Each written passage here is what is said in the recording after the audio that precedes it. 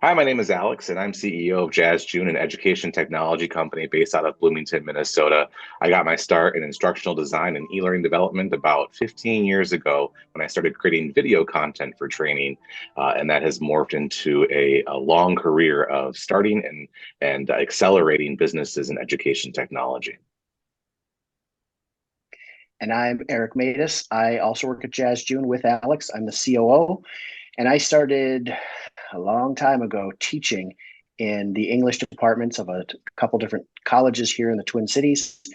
And I got into e-learning and never looked back. And so now we're trying to change the way people do e-learning, online learning, and are able to even connect with people instead of just online learning on Jazz June. And the story of how you two guys met, how did that happen? Well, We, yeah. Alex worked at Anytime Fitness, and I was getting interviewed at Anytime Fitness, which was going well already. But in order to move to Anytime Fitness, I had to finish a project. There was a video project, and I was just dabbling in video at the time. And so, having met Alex, he was part of interviewing me at Anytime Fitness. I reached out to him and I was like, "Hey, can you make me an animation for this iPad where I need to show where the click happens?" And he asked a few questions, figured out exactly what I meant, delivered these animations. It was perfect. I was able to finish my project. And then I joined Alex at Anytime Fitness. So you mentioned that you were working on a project. Speaking of projects, how would you describe your personal approach to project management? Yeah, my personal approach to project management is it really is a two-person job. I've played roles where I've been the project manager and the instructional designer, and even a little bit of that Mhm. e-learning developer. It's too many hats to wear at once. Typically, I find if you're an incredible instructional designer or e-learning developer, you're maybe not the best project manager because you didn't go to school to acquire those skills specifically. And so when I found myself trying to be all three roles, nothing ever Mhm. worked well. I was either very stressed, or the project wasn't delivered on time, or it wasn't up to quality. Lots of things fell through the cracks. The second I was able to really work with a formalized training team, and I was told, this is your project manager. This person is here to help you keep on track and keep up to date with everything that you're doing. And I realized I had this person to rely on, somebody who was trained, somebody who understood how project management worked. It changed everything. And all of a sudden, I had a work life balance again, and I was able to deliver a higher quality work as well. The project team itself has some external deadlines, some delivery dates they're trying to meet, and they try to just apply that to this project, this e-learning project. And they may have nothing to know, they may know nothing about how to create e-learning or create any of the images that might go in it or the videos, or even after you're done with the e-learning, you got to get it onto a system, deploy it, a learning management system, and they have no idea about those things. So they kind of try to force some dates on you, and you have to kind of react because it ends up being three things: budget and quality, and then that timeline. And if they're going to push a timeline on you and tell you we don't have any budget, then your quality is going to suffer unless you put in the extra time to make sure that it looks good just because you want it to. You feel like proud of your work. And so fighting those deadlines that are, in my humble opinion, a little arbitrary, when what we really want to do as teachers and tutors is get the best possible training out there that we can. And if it's a week later than it's supposed to be, that's worth it to us. So fighting the project is kind of the, the goal of some of the e-learning folks. Clowns to the left of me, jokers to the right. Here I am, stuck in the middle with you. Project managers are kind of in a sticky situation. They're always in the middle, right? They have product Mhm. owners and VPs at this level who are asking for results, progress, timeline, budget, all these things. They just want the answers. They just want to know when they're going to get it, how long it's going to take, and how much it's going to cost them, right? And the project manager has to facilitate that side of the fence with the other side of the fence, which is what Eric was mentioning, the intricacies of instructional design. How long is this going to take to upload to the LMS tests? How long is it going to take to verify that it's working properly? What if there's an issue? What if we have to go back to the program and make a fix? All of these things have to be balanced, and the project manager gets stuck in the middle of it usually. And so I've learned quickly in my time, be nice to your project managers. It might seem like they're trying to push you. It's not coming from them. It's because they're getting pushed on the other side of the fence. And so unfortunately, you have to try to politely push back, knowing that you're pushing actually the other side of the fence, but you're pushing the project manager in a way that pushes them basically. And so we have to be mindful that they're here to help us. They're here to be our friends, and they're usually getting influence from other areas of the business that makes it seem like they're being a little bit more driven to get the project done than maybe you think is reasonable. Okay. Well, and Great if you think about what we have to do to make e-learning, we have to go to the end and say, okay, so there's got to be a self-paced e-learning course on an LMS that people can log into. And before that, we have to do the testing. We have to get it on the LMS. We have to finish getting it approved so that we can publish it and put it on the LMS. And we just keep going backwards and backwards till we get to today. And we're like, okay, if we have this much time, I can make you a 4-lesson course, right? Video only or something. And then you try to do it.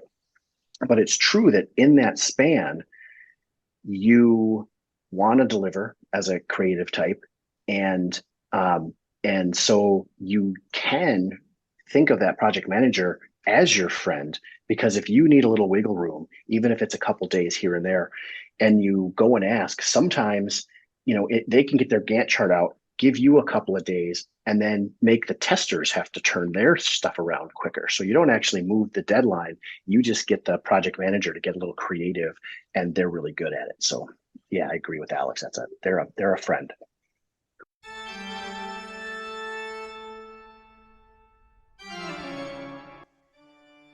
Yeah, for me, it's working with a subject matter expert who didn't who felt like they would just be able to do it all. And what I mean by that is I worked with them for quite some time, asking them, all right, where are these video scripts? We got to get these done. No, it's okay. I can just show up in the room. I know what I have to say. It'll just be perfect. I don't need to have video scripts. Plus, it's better if I don't read scripts. And I'm going, okay, all right. So we have this basic structure of a course, but we're just going to wing it from there. That's kind of what I'm understanding your style is. And so we get into the room, we start recording footage, and every other word out of their mouth is just, it fumbles. And it's like, oh my gosh, they have no way of actually getting this content out. They're completely unprepared. I'm going to find myself now hours of editing just to cut together one sentence, one cohesive sentence. And so it's actually gotten to a point where I've said, you know what, I'm not able to work with the subject matter expert. I've gone to my project manager and said, I need another subject matter expert, somebody who is actually going to play by the rules and give me what I need when I need it, and not just say, oh yeah, I can do that for you, no problem. And then when it happens, there is a problem. And so subject matter experts are critical players in this process because they have the knowledge that you're taking to then go create your training based off of, right? And I really feel like the subject matter experts kind of come in 3 packages. One is, and this is a very rare one, they're kind of cool, calm, and collected and just give you the information you need to know to get the job done. Good luck finding those ones. They're tough. The second one is the subject matter expert who literally knows everything about what you're trying to teach. And for some reason, they think everyone else has to know it like they do. And it's like, whoa, we're keeping it level here, high level. And so then you have to kind of cut through a lot of the clutter, a lot of the crap they're giving you. There's a lot of questioning. They send you a lesson that's 21 paragraphs long, and you're going, no, we're paring this down to like 3 paragraphs, and now you're fighting with them over why you have to do it and why people don't have to learn it like they know it, et cetera, et cetera. Last but not least, you have the subject matter expert, which was kind of the story I shared, who says they care, who says they want to be there to help, who says they got it, but then they don't. And then you find yourself kind of scrambling at the last minute to go, wait a second, I have to be the subject matter expert here because they're useless. So I'm just going to have to kind of make this up and hope it's right. So those are the 3 types of subject matter experts I've experienced in my time. Again, they're critical to the process, and it's important to make friends with them. It's important to build good relationships with your subject matter experts as much as you can. But if you find that you're hitting a lot of resistance with them, unless they're literally the only person in the company that you can turn to for the information, I recommend getting it from other sources, even if it's kind of behind the back of the subject matter expert. At the end of the day, it'll keep you from going gray or wanting to quit your job, and you'll get the project done.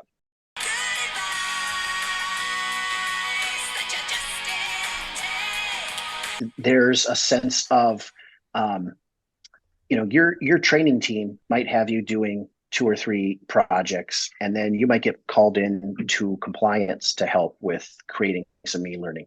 And it might be that they've already discussed this with your manager and you're 50% on the compliance project. Well, what you have to think in that framework then, that you only have half your work week to get those project deliverables done.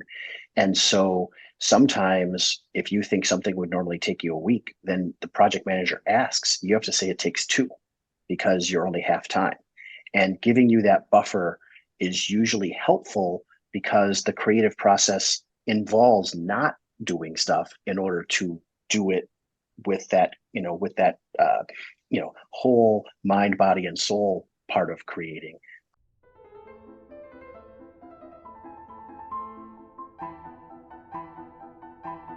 Wow, that was a lot of good stuff. I know this video ran on longer than I originally intended, but when you're interviewing 2 people, it's double the amount of content, and I felt that they were making some really excellent points. I actually had to leave a lot on the chopping block that I wanted to put in this video, but unfortunately, it was getting too bloated.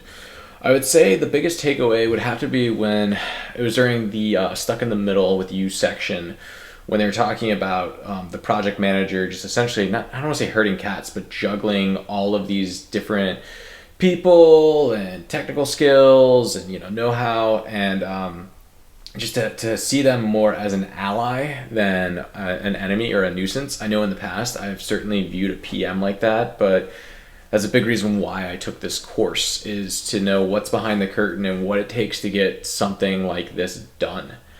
And between this course and interviewing these 2 guys at this e-learning startup, it was really eye-opening to see, just how the sausage gets made, so to speak.